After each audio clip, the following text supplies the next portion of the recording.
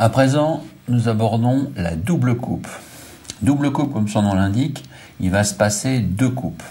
Simplement, dans le mouvement de faire deux coupes, on va transférer, par exemple, la carte du dessus sous le paquet. Je le fais une fois lentement, mais en faisant les deux mouvements de coupe.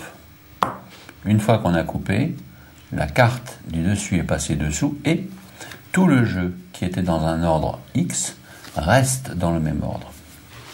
Il y a juste une carte de transfert. Pour obtenir ce mouvement, position middle, je vais le redire 5000 fois. Dans la position middle, maintenant, l'os du pouce va prendre la carte du dessus légèrement et soulever la carte du dessus.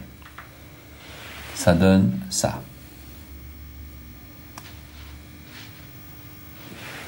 Toujours dans la position middle, tout en tenant le jeu en position de donne, on va sous-couper avec le pouce gauche du middle, disons à peu près la moitié inférieure. À présent, la partie inférieure est ramenée sur la carte breakée, puisqu'on vient d'effectuer un break avec l'os du pouce gauche. Un temps, on égalise. En réalité, on garde le break avec le pouce ainsi qu'avec l'auriculaire de la main de la position de la donne. Maintenant, on coupe au break et on rétablit. Le jeu reste dans le même ordre, sauf la carte du dessus qui est passée dessous.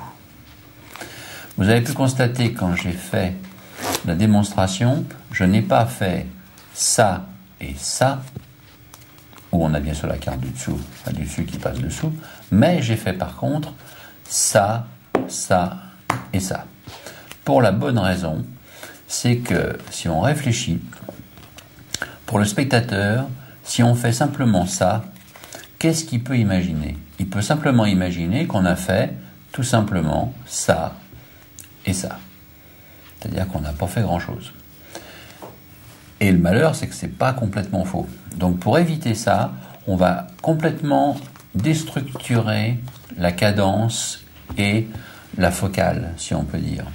À savoir, on fait son break, on sous-coupe, et maintenant qu'on a le break entre les deux parties, on pose en jetant la partie supérieure, qui en fait est la partie inférieure, puis on reprend et on rejette par-dessus, ce qui donne l'impression d'avoir coupé.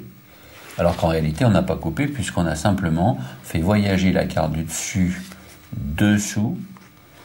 Là, on le comprend aisément. Alors que si par contre, je prends avec le roi de trèfle maintenant, si on fait de cette manière, on a vraiment l'impression que les cartes viennent d'être réellement coupées, alors qu'en réalité, elles n'ont pas été coupées.